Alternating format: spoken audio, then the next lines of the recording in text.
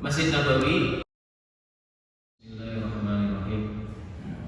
Assalamualaikum warahmatullahi wabarakatuh. Innal hamdalillah nahmaduhu wa nasta'inuhu wa nastaghfiruh wa na'udzu billahi min shururi anfusina wa min sayyiati a'malina. Man yahdihillahu fala mudilla lahu wa man yudlilhu fala hadiya lahu. Asyhadu an la ilaha illallah wa asyhadu anna Muhammadan abduhu wa rasuluh.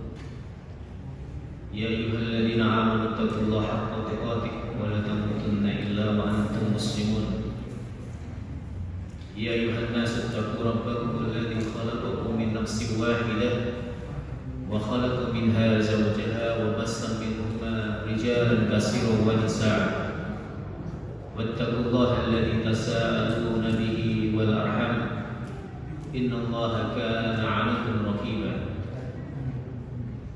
Ya ayyuhalladzina amanu taqullaha wa qulu qawlan sadida yuslih lakum a'malakum wa yaghfir lakum dhunubakum wa may yuti'illaha wa rasulahu faqad faza fawzan 'azima.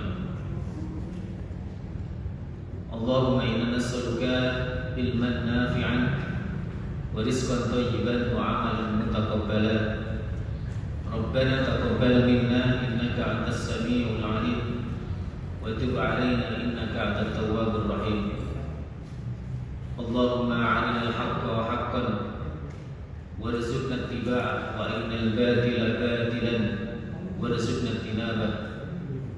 Rabbi ishrah li sadri wa yassir li amri wa hlul 'uqdatam min lisani yafqahu qawli.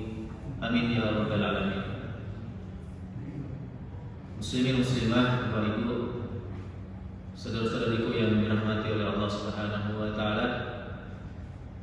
Alhamdulillahirabbil alamin, bersyukur malam hari ini kembali kita dipertemukan oleh Allah Subhanahu wa taala di salah satu rumah Allah yang mulia, Masjid Al-Mawaddah yang kita cintai ini. Mudah-mudahan apa yang kita lakukan di malam hari ini Allah Subhanahu wa taala senantiasa mengiringi dengan berkah dan rahmatnya untuk kita, dan mudah-mudahan Allah Subhanahu wa taala memberikan pahala, menjadikan pertemuan kita malam hari ini menjadi sebab dimudahkan langkah-langkah kita menuju surganya Allah Subhanahu wa taala. Amin ya rabbal alamin. Bapak Ibu yang dirahmati oleh Allah, pada pertemuan yang lalu kita sudah membahas bagaimana proses pembangunan Masjid Nabawi, yaitu masjid kedua yang dibangun oleh Rasul Shallallahu Alaihi Wasallam dan para sahabatnya setelah Rasul membangun masjid di kota Kubah. Jadi ini masjid kedua yang dibangun oleh Rasul Shallallahu Alaihi Wasallam. Dan Rasul Shallallahu Alaihi Wasallam itu lebih dulu membangun masjid, membangun rumah Allah ya, sebelum beliau membangun rumah beliau sendiri. Ini menunjukkan betapa pentingnya masjid, betapa pentingnya seorang muslim memperhatikan rumah Allah Subhanahu wa taala. Oleh karenanya Rasulullah sallallahu alaihi wasallam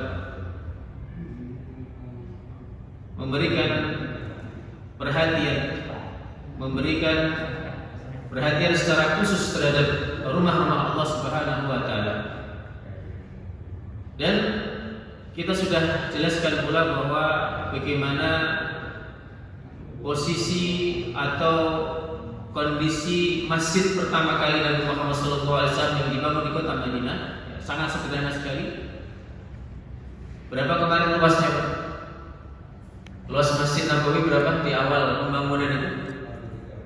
30 kali 30. Ya, kemudian nanti di tahun 7 Hijriah setelah menaklukkan benteng Khaybar, ya, masjid mengalami perluasan dikarenakan banyak orang-orang yang berbondong-bondong masuk Islam, sehingga Masjid Nabawi sudah mulai tidak cukup untuk menampung jamaah muslimin. Maka kemudian diperluas menjadi 50 kali 50 meter. Sampai nanti diteruskan di zaman Utsman sampai kita saksikan hari ini. Ya. Jadi kalau Bapak Ibu pernah itu di Raudhah itu ada bangunan yang berbeda di antara bangunan yang lain. Itulah dulu Pak, pertama kali masjid yang dibangun oleh Nabi Muhammad SAW. Ya, mayoritas warnanya coklat. Itulah dahulu luas masjid yang dibangun oleh Nabi Muhammad SAW. Kemudian bangunan dari Masjid Nabawi sangat sederhana. Jadi atapnya itu dari pelepah kurma yang dianyam, kemudian tiang-tiangnya dibangun di atas batang-batang kurma. Kemudian lantainya Bapak Ibu itu dari hasba. Apa itu hasba? Kerikil-kerikil kecil yang diambil dari wadi aki atau lembah aki. Jadi kalau kita mendengar hari ini kata aki itu aslinya dari bahasa Arab. Itu ada sejarahnya. Jadi aki itu dari bahasa Arab. Wadi aki namanya, lembah aki. Dan Bapak Ibu bisa bayangkan bagaimana kalau lantai itu berasal dari pasir, ya kan? Ada dari kerikil. Terbayang bagaimana kalau cuaca kota Madinah sedang panas-panasnya. Ya. Kemudian belum lagi nanti di musim dingin. Padahal saat itu mayoritas muslimin yang datang dari Mekah yang disebut sebagai kaum muhajirin, itu mereka datang di kota Madinah dalam keadaan miskin, dalam keadaan fakir.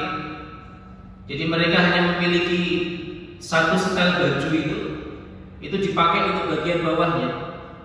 Sementara bagian atas itu mereka tidak punya kain. Itu kalau musim dingin kayak apa? Madinah itu bisa musim dingin bisa di bawah 0 derajat Celcius. Alhamdulillah hari ini ya, kita nyaman sekali. Ya, lantai kita juga ada karpetnya, ada AC-nya, ada pendinginnya. Jadi kalau orang hari ini enggan untuk datang ke masjid itu kebangetan. Terbayang dulu zaman Nabi seperti itu. Mereka datang ke masjid dalam kondisi serba sederhana. Kemarin juga kita sudah jelaskan bagaimana keadaan rumah Nabi. Jadi awal pertama kali Nabi Muhammad SAW ke kota Madinah itu Nabi membawa 2 istri. Yang pertama siapa? Aisyah. Yang kedua siapa? Saudah binti Zam'ah.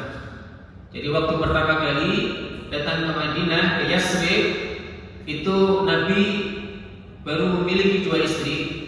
Setelah ditinggal wafatnya Khadijah radhiyallahu anha, Rasul menikahi Saudah binti Zam'ah.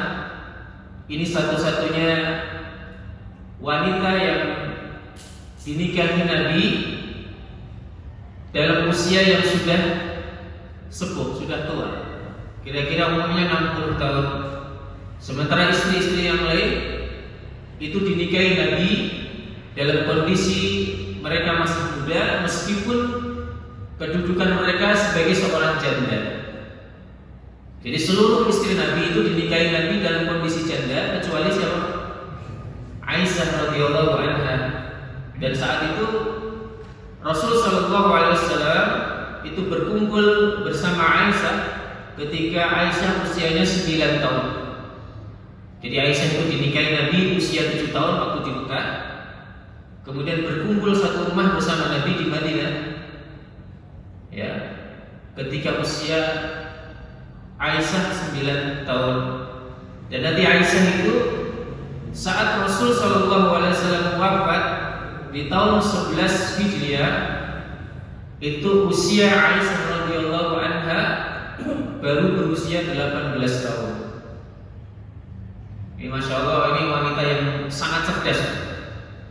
Imam As-Sadi mengatakan kalau seandainya ilmu wanita di seluruh dunia ini ditimbang dengan ilmunya Aisyah, itu masih berat ilmunya Aisyah.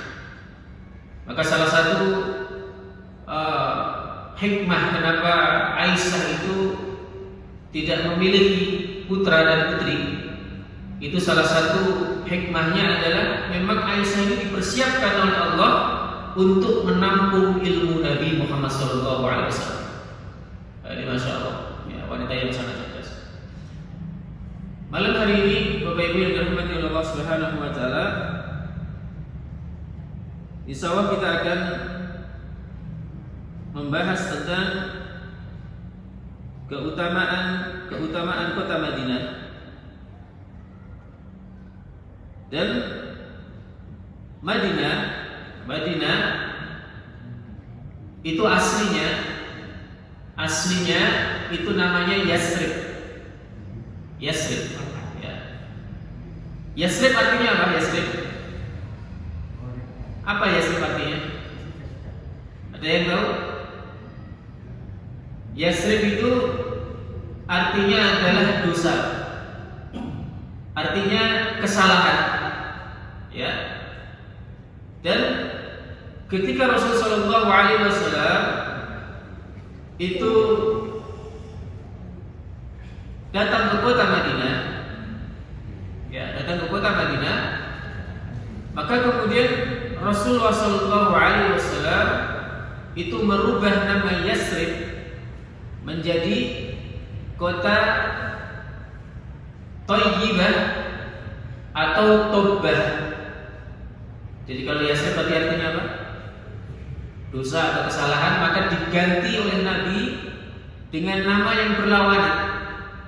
Thayyibah itu artinya baik, atau Taubah, orang yang mensucikan dirinya. Oleh karenanya di dalam Islam itu nama penting atau tidak penting? Sangat penting. Maka kesalahan besar ketika seorang sastrawan Inggris namanya William Shakespeare itu mengatakan apa arti sebuah nama, itu kesalahan fatal sekali. Kesalahan fatal, ya. Karena nama di dalam Islam itu memiliki ukuran yang mulia, memiliki kedudukan yang tinggi di sisi Allah Subhanahu wa taala. Oleh sebab itu banyak para ulama kita itu menulis dalam kitab-kitab mereka itu khusus tentang nama. Bapak Ibu di rumah punya piring, punya gelas, punya panci, punya nampan besar, ada namanya enggak? Ada namanya. Itu Nabi punya gelas, punya piring, itu ada namanya. Kalau kendaraan itu kan sudah umum ya, kita punya motor ada namanya. Itu kendaraan Nabi ada namanya. Kuda ada namanya, himar beliau ada namanya, unta beliau ada namanya. Ini menunjukkan bahwa nama punya kedudukan yang mulia di dalam Islam. Oleh karenanya banyak di antara nama-nama sahabat itu diganti oleh Nabi dikarenakan nama yang dimiliki oleh para sahabat di awal itu nama-nama yang tidak memiliki arti mulia, diganti sama Nabi. Bahkan nanti ketika perang Khaybar itu kan Nabi membawa penuntun jalan gitu ya, penuntun jalan. Kemudian Rasul melewati 4 arah yang menuju Khaybar. Disampaikan bahwa keempat arah itu seluruhnya menuju Khaybar. Tapi Nabi bertanya, ini namanya jalan apa? Dikatakan ini namanya jalan Huzn. Huzn artinya kesedihan. Rasul nggak mau lewat. Kemudian ditanyakan, ini jalan apa ini? Ini jalan Sas.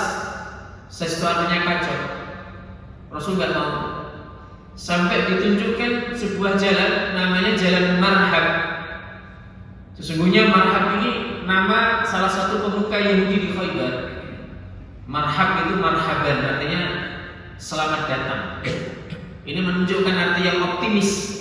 Maka Rasulullah SAW itu memilih jalan yang bernama Jalan Marhab.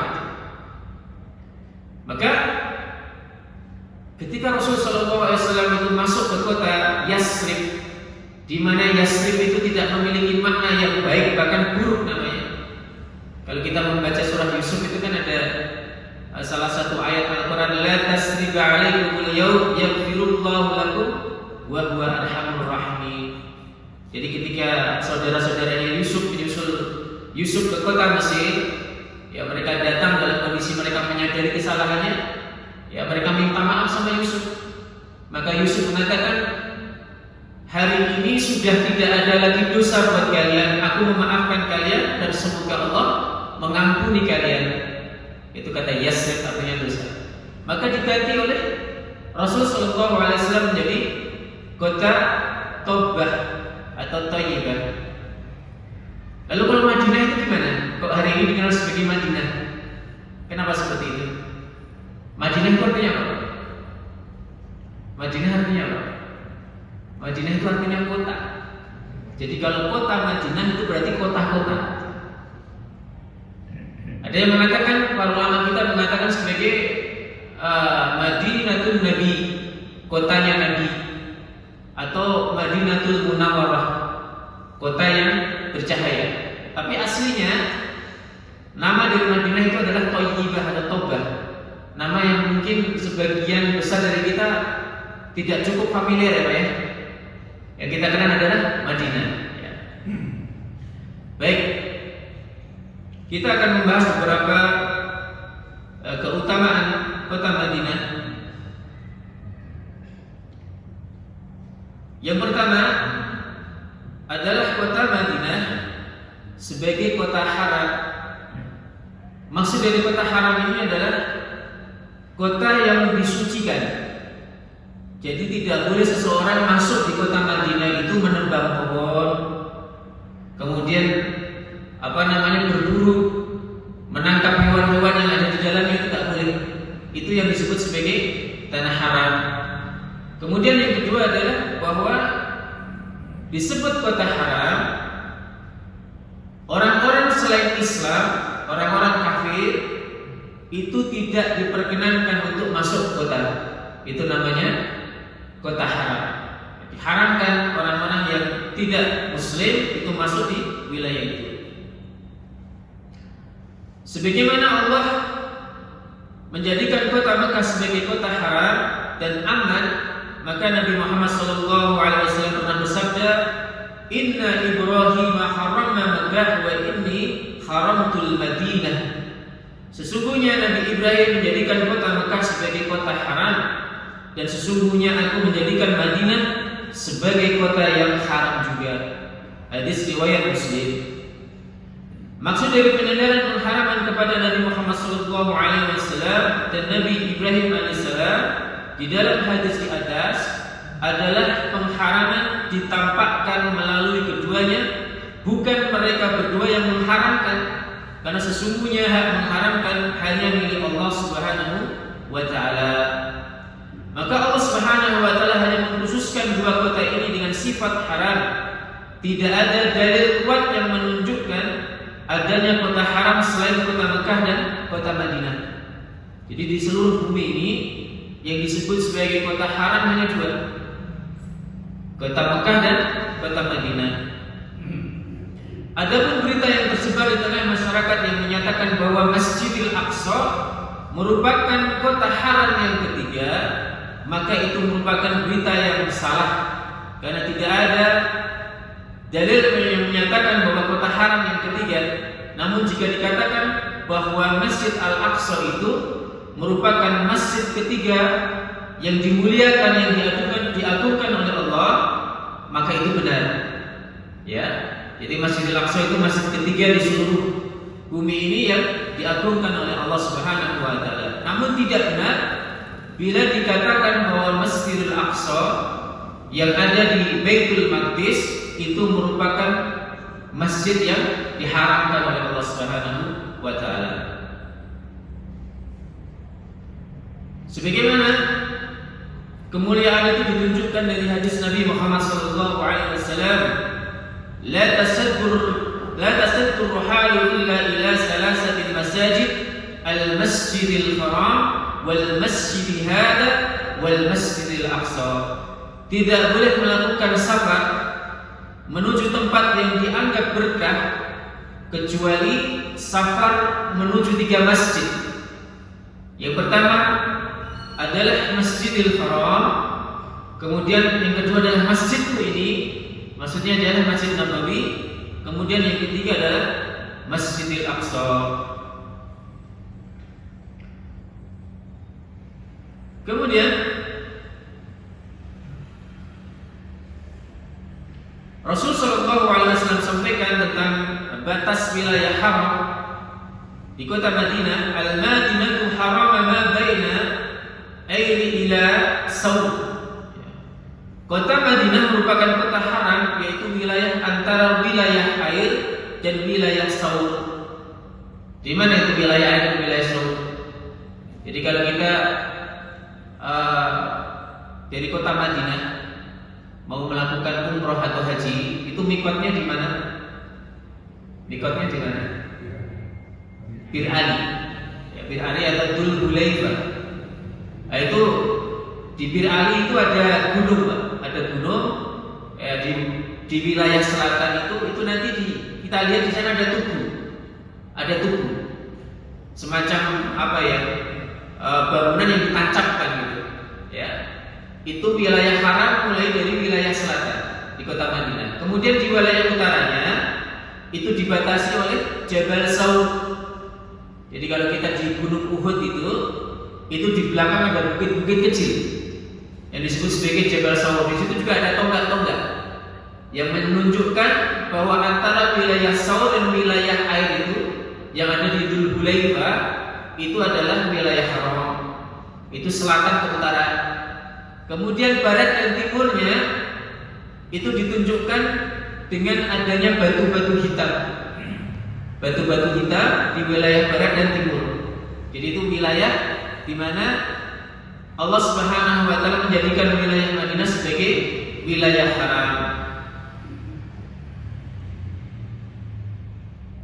Kemudian Bapak Ibu yang dirahmati oleh Allah Subhanahu wa taala, keutamaan yang lain dari kota Madinah adalah Thaibah. Ya.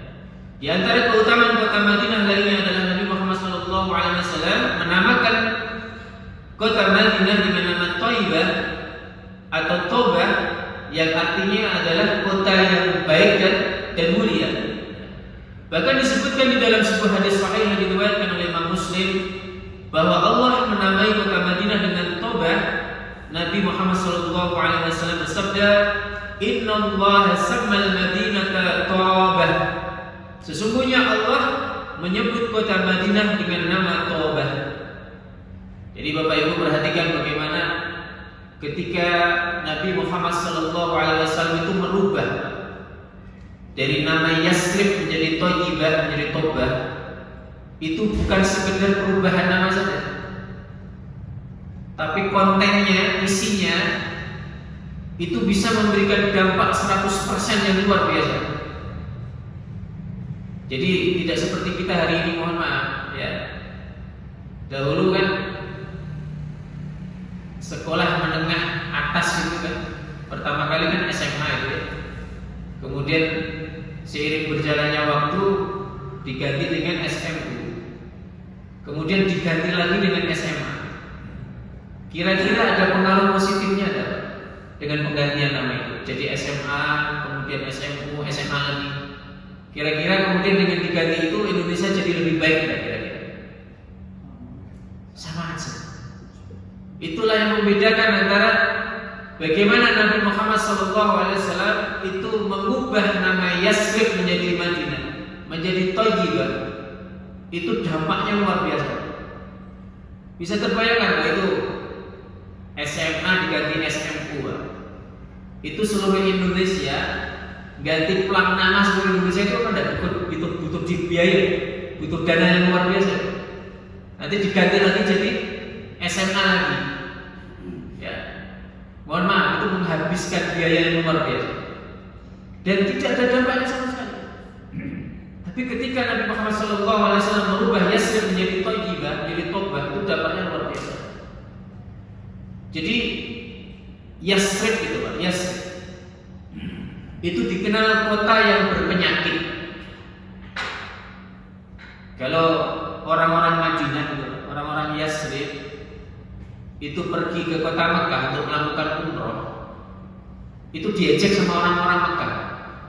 Lihat itu orang-orang yang berpenyakit datang. Orang-orang yang berpenyakit datang. Makanya Masya Allah Nabi Muhammad SAW itu mengajari para sahabat Nabi Muhammad SAW ketika mereka berada di Mekah, ketika mereka sedang umrah mengelilingi Ka'bah tawaf itu diajarkan sama Nabi. Diajarkan apa? Jangan menampakkan kelemahan di hadapan orang-orang Mekah. Bapak Ibu pernah mendengar syariat Romal? Pernah mendengar syariat Romal? Apa itu Romal? Apa Romal? Romal itu lari-lari kecil. Jadi kalau Bapak Ibu tawaf mengelilingi Ka'bah itu disunahkan untuk melakukan romal. Jadi lari-lari kecil mengelilingi Ka'bah. Itu ada sejarahnya, Pak. Ada sejarahnya itu. Jadi ketika orang-orang Mekah itu mengejek para sahabat Nabi, itu orang-orang yang berpenyakit, orang-orang yang lemah, maka Nabi mengajari para sahabat untuk menampakkan kekuatan di hadapan mereka. Apa yang dilakukan Nabi? Jadi Ka'bah itu kan gini, Pak. Ya, Ka'bah ini kan persegi 4 gitu ya. Sini rukun Hajar Aswad, ya kan? Kemudian di sini rukun Yamani, rukun Syam, rukun Iraki. Sementara orang-orang kafir Mekah itu mereka biasa duduk di sini nih, Pak. Ini kan ada Hijr Ismail ini, ya. Ada Hijr Ismail. Di luar Hijr Ismail ini namanya Darun Nadwah. Ini orang-orang kafir itu biasa nongkrong di sini, duduk di sini. Maka apa yang dilakukan Nabi? Nabi mengajarkan para sahabatnya untuk menunjukkan kekuatannya lewat romal ini, lari-lari kecil. Jadi kalau Nabi berjalan lewat sini, ya kan? Lewat sini, muter sini, ini kan nampak oleh mereka. Maka yang dilakukan para sahabat Nabi berlari di sini. Lari, begitu nanti di sini sudah nggak kelihatan, Rasul dan sahabatnya jalan lagi. Begitu nanti lewat sini, nampak lagi di sini, dilihat oleh orang-orang Quraisy, Rasul menyuruh sahabat lari. Ya, ini menunjukkan nggak mungkin orang yang lemah, orang yang sakit-sakitan kok bisa melakukan gerakan yang luar biasa ini begitu, Pak. Jadi penting buat kita semua ini, jangan pernah kita menunjukkan kelemahan kita di hadapan musuh-musuh Islam.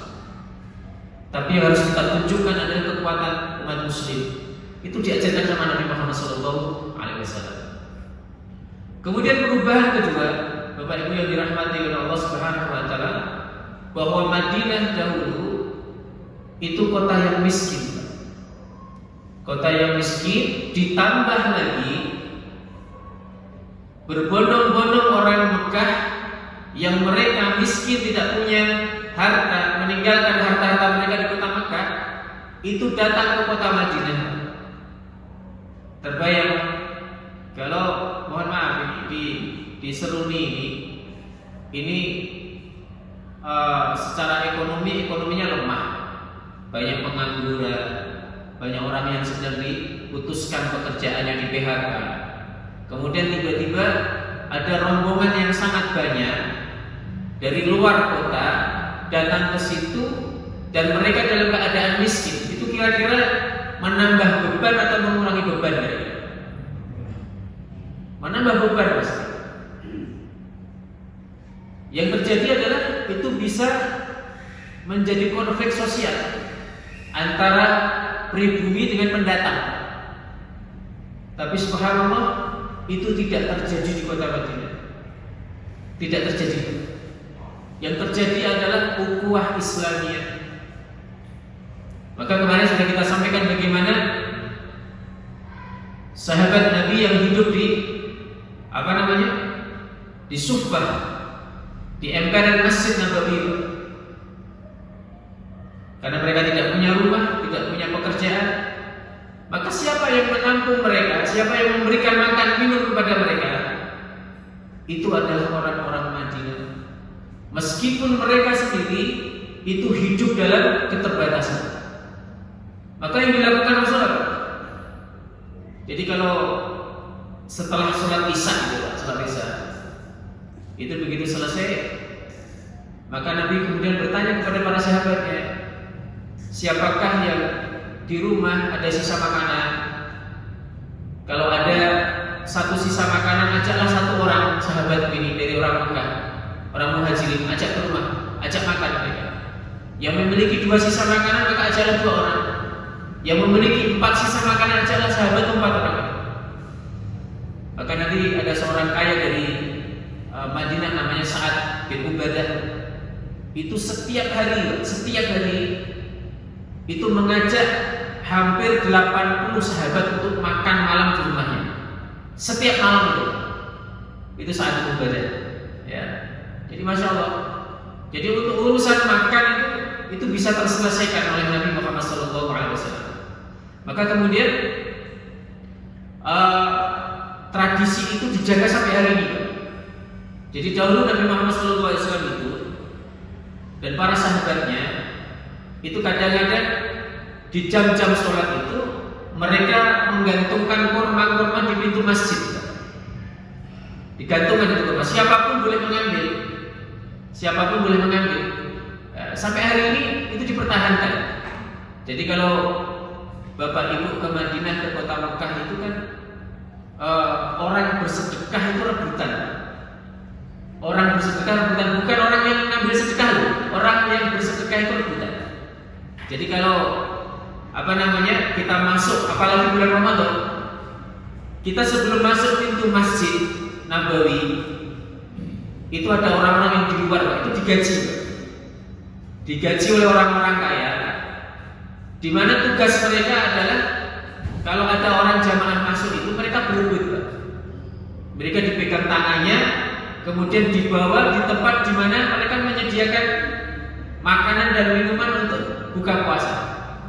Rebutan, Pak. Ya. Jadi masya Allah, itu tradisi zaman dulu dibawa sampai hari ini. Baik. Kemudian yang ketiga adalah keutamaan kota Madinah, bahwa keimanan akan kembali ke kota Madinah. Di antara keutamaan yang lain dari kota Madinah adalah iman akan kembali ke Madinah, sebagaimana sabda Nabi Muhammad SAW, innal imana la ya'ziru ila al-Madinah kama ta'zir hayyatu ila juhriha. Sesungguhnya iman akan kembali ke kota Madinah sebagaimana ular kembali ke lubang atau sarangnya. Jadi ini masya Allah keutamaan kota Madinah, bahwa orang-orang Madinah itu diberikan jaminan oleh Allah Subhanahu wa taala bahwa mereka itu adalah orang-orang yang beriman. Ya. Maksudnya apa? Bahwa kaum muslimin itu akan berbondong-bondong mendatangi kota Madinah. Yang mendorong mereka melakukan itu semua adalah keimanan dan kecintaan mereka terhadap tempat yang penuh berkah, serta telah dijadikan wilayah haram oleh Allah Azza wa Jalla. Ya. Ini keutamaan kota Madinah yang ketiga. Kemudian yang keempat, bahwa kota Madinah akan memakan semua perkampungan. Apa maksudnya? Kota Madinah akan memakan semua perkampungan.